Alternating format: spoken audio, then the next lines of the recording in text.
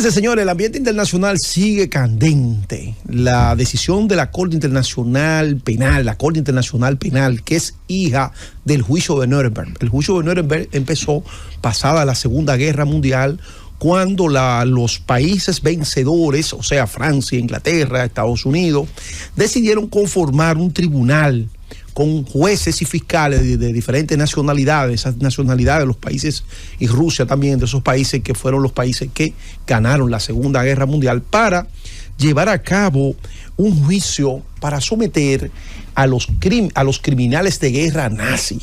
Entonces así se conformó esa corte. Ahí podemos decir que están los orígenes de la Corte Penal Internacional.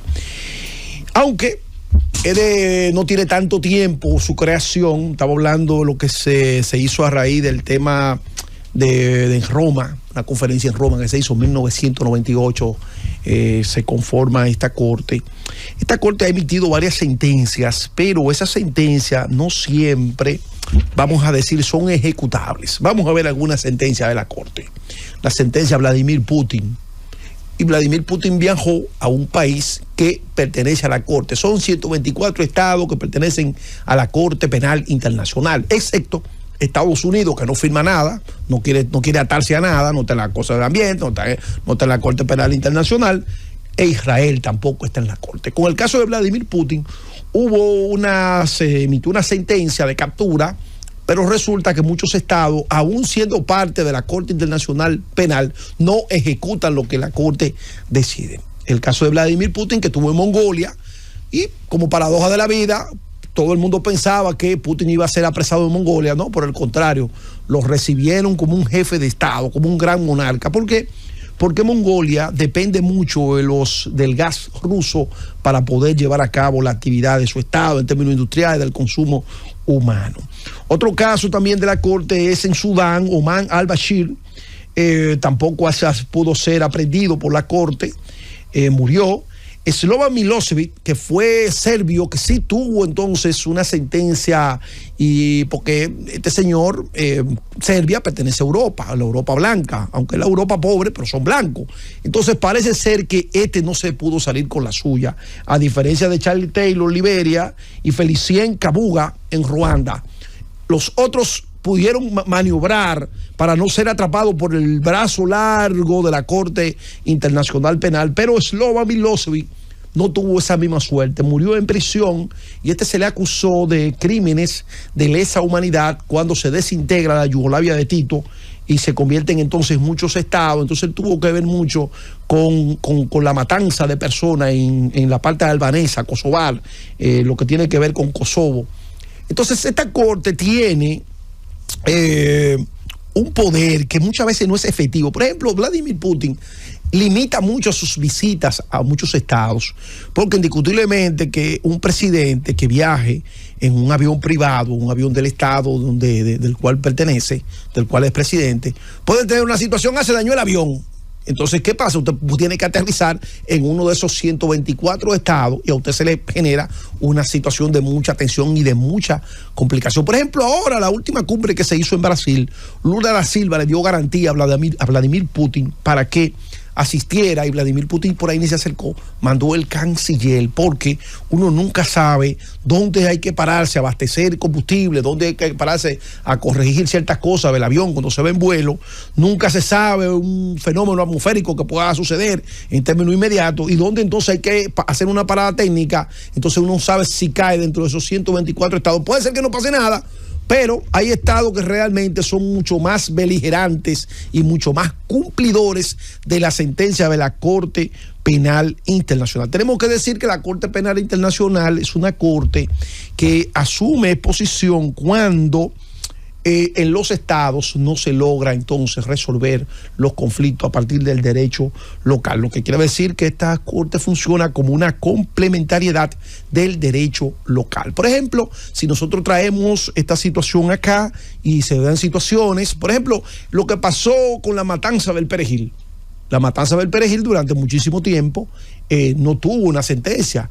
Y tampoco la República Dominicana a través de la Corte Penal Internacional, tampoco, porque recordemos que la Corte Penal Internacional no existía cuando sucedió esto. Pero si hubiese existido la República Dominicana, entonces hubiese tenido una sanción de tipo, vamos a decir, penal para las personas que se involucraron en ese tipo de hechos. Esta Corte actúa cuando desde el Estado se abusa de los ciudadanos y entonces el derecho local no atrapa, no agarra, no sanciona a los gobernantes que se ven envueltos en este tipo de situación. Ahora, nosotros nos preguntamos, esta sanción, ¿qué busca en un mundo tan convulso? Recordemos que lo que está pasando en el Medio Oriente, señores, no puede ser defendido por nadie. ¿Por qué? Porque en la guerra hay una figura que se llama la proporcionalidad. Usted no puede responder al que le tira piedra, responderle con un cañón de una bazuca, porque ahí no hay proporcionalidad. La guerra, como toda actividad humana, también tiene su código. En la guerra tiene su código. Por ejemplo, lo que es la Cruz Roja Internacional, que tiene la cruz, y para el mundo árabe tiene la Media Luna Roja. Usted tiene que respetar cuando usted está viendo un convoy que va con estas señales. ¿Por qué? Porque eso es derecho de guerra. Eso está establecido como derecho humanitario. Entonces, ¿qué pasa? Lo que ha pasado en Gaza es indefendible. Es indefendible. Está bien, vamos a decir, Israel ha sido un país, un Estado, como dijo el ingeniero, que se constituyó a partir de la Segunda Guerra Mundial. Andaban por ahí, errantes por el mundo. Entonces, ya David Ben Gurión crea, entonces pone los primeros cimientos para la creación de este Estado y todo el gel por allá, cuando se creó entonces el concepto de sionismo. Pero en cierto modo, los líderes judíos han actuado perfectamente igual que como actuó Hitler con ellos, con una desproporción. Y el hecho que ha llamado la atención es la cantidad de palestinos que han fallecido por el tema de la hambruna. Usted puede, vamos a decir, apoyar al pueblo de Israel, que debo decir que el pueblo de Israel como pueblo se ha manifestado en contra de la política de su propio gobierno, porque aquí nosotros no tenemos que pensar en el pueblo de Israel, sino quienes dirigen ese pueblo. Entonces, en ese sentido, la Corte ha emitido esa sentencia. Esa sentencia puede ser que se convierta en letra muerta, porque Israel es el principal aliado de Estados Unidos. Imagínese usted quién le va a meter el pico a Netanyahu si llega a algún país. Pero en cierto modo queda un precedente para la humanidad de situaciones como esta, porque son sentencias que, aunque no puedan ser vinculantes o ejecutables, por lo menos son sentencias morales, y los presidentes entonces siempre van a tener el temor de andar por el mundo así libremente, porque no saben con qué tipo de situaciones se pueden encontrar. Ahora uno se preguntaría, esta corte, ¿por qué no se da una vueltecita por Haití y emite una sentencia para todas esas bandas que han tenido ese pobre país, vamos a decir, viviendo en situaciones deplorables, y que realmente se ejecute una sentencia para ver si por lo menos desde esa corte Haití o el pueblo haitiano recibe algún nivel de justicia? Este es el momento, porque si estamos juzgando a Netanyahu por lo que está haciendo en Palestina,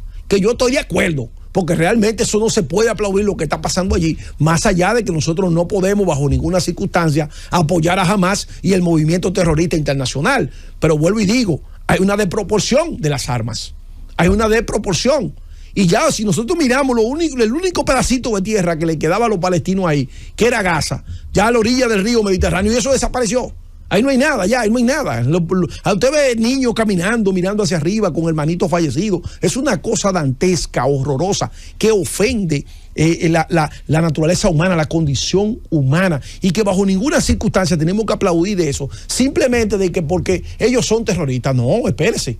Tiene que existir una proporción. Si ya usted enfocó a los líderes de ese movimiento, ya, pare la guerra, pare la hambruna inducida, pare ese conflicto. No, ellos siguen con la población civil, porque ellos entienden que en cada palestino hay un presunto terrorista.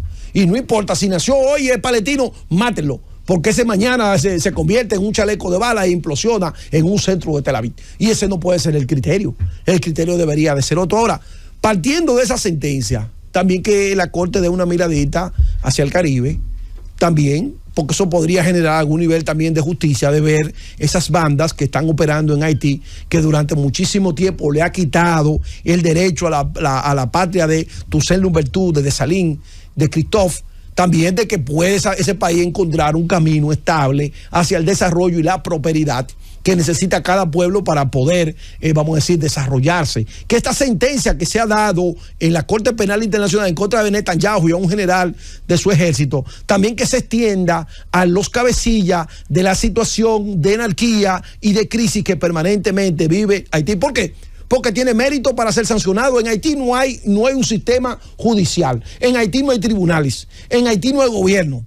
Pero mientras tanto, estas bandas criminalizan ese país, someten a su población civil, y entonces ¿quién le va a hacer justicia a esas personas si no hay un tribunal y no hay otro órgano con carácter internacional que pueda abordar esa situación a la luz del derecho internacional público?